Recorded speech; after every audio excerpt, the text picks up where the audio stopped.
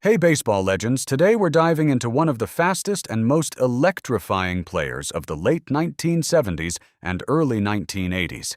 A man whose speed could change a game in seconds. A hitter who could turn routine ground balls into infield singles. A player who helped define a Kansas City Royals era that nearly became a dynasty. Willie Wilson wasn't just quick. He was game-breaking. But just as fast as he rose to stardom, his prime seemed to slip away. So what happened? How did one of baseball's most dangerous leadoff hitters suddenly decline? And how did off-field controversy shadow what should have been a Hall of Fame trajectory? On the field, Willie Wilson was chaos for pitchers. Off the field, his name became entangled in one of baseball's most turbulent chapters.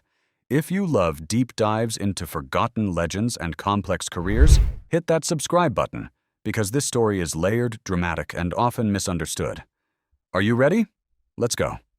Willie Wilson was born in Alabama in 1955 but grew up in Los Angeles, where his speed became legendary even before he reached professional baseball. The Kansas City Royals drafted him in 1974, and it didn't take long for scouts to realize they had something special. Wilson wasn't just fast. He was instinctively fast. His first step was explosive. His reads off the bat were elite. And once he was on base, pitchers knew the pressure had begun. By 1976, he made his major league debut. But it was in 1978 that Wilson truly arrived. That season, he stole 83 bases and hit .285, becoming one of the American League's most dangerous table setters. He followed that in 1979 with 83 more stolen bases. Then came 1980, his masterpiece. Wilson hit .326, led the league with 230 hits, stole 79 bases, and scored 107 runs. He finished second in American League MVP voting. Every time he reached base, the defense shifted. Pitchers rushed, catchers panicked. In the 1980 postseason, he played a crucial role as the Royals reached the World Series for the first time in franchise history. Wilson was at the heart of Kansas City's identity. Speed, pressure, relentless offense. But even in that magical 1980 season, cracks appeared. In the World Series against Philadelphia, Wilson struggled defensively, committing 3 errors in Game 1 alone. Kansas City lost the series, and though Wilson remained a star, the spotlight had exposed vulnerability. Still, the early 1980s looked promising. He continued producing elite stolen base totals. In 1982, he hit .332 and won the American League batting title. Few players in baseball combined contact hitting and speed the way Wilson did. He wasn't a slugger. He didn't need to be. His weapon was chaos. Then came 1983, and everything shifted. That year, Willie Wilson became one of several players implicated in the federal cocaine trials that rocked Major League Baseball. Alongside teammates and other stars of the era, Wilson admitted to cocaine use and faced serious legal consequences. The headlines were relentless. Baseball's drug problem was no longer whispered about. It was front-page news. Wilson was sentenced to prison time, though it was later reduced to community service and probation. While he avoided a lengthy suspension, the damage to his public image was immediate. Kansas City fans were conflicted, teammates were scrutinized, and Wilson's name became tied to the broader cocaine era stigma that defined the early 80s. Though Wilson returned to the field, something had changed. His numbers remained respectable through the mid-1980s, and in 1985 he helped the Royals capture their first World Series championship. His speed was still disruptive, his presence in center field still valuable. But the peak-level explosiveness of 1978 to 1982 never fully returned.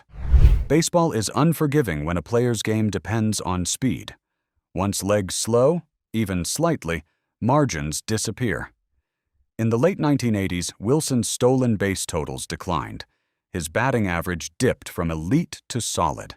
The player who once led the league in hits now hovered closer to league average production. There wasn't a dramatic collapse. There wasn't a scandal that ended his career. It was subtler than that. It was erosion. The cocaine controversy didn't erase his talent, but it altered perception. It placed him under a different kind of microscope. And in professional sports, narrative shapes legacy almost as much as performance. By the early 1990s, Wilson transitioned into a veteran presence. He played briefly for the Oakland Athletics and Chicago Cubs before retiring in 1994.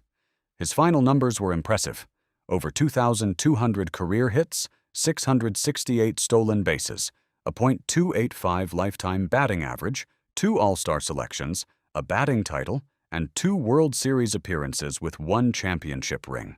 On paper, those numbers suggest a near-elite career, but Hall of Fame conversations rarely include his name. Why? Because sustained dominance matters. Because the cocaine era cast a long shadow. Because speed-based players often see their primes compressed into shorter windows. And because Wilson's best seasons, though spectacular, didn't extend long enough to build overwhelming momentum. The mysterious decline of Willie Wilson's prime wasn't caused by one moment. It wasn't one injury. It wasn't one trade. It was a combination of factors: legal turmoil, shifting public perception, natural athletic regression, and the reality that speed ages faster than power. His story isn't one of implosion, it's one of gradual fade. For a stretch in the late 1970s and early 80s, Willie Wilson was one of the most disruptive players in baseball. He forced defenses to rush, he forced pitchers into mistakes, he embodied the Royals' identity. But when the turbulence of the era collided with the natural decline of speed, the spotlight dimmed. Still, his impact remains undeniable.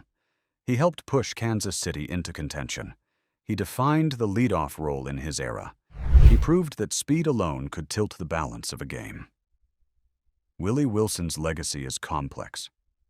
Brilliant peak, controversial chapter, quiet fade. Was he derailed by off-field trouble? Or did his career follow the natural arc of a speed-based superstar? You tell me. Thanks for watching. Make sure to like, subscribe, and drop your thoughts in the comments below. We'll see you in the next video.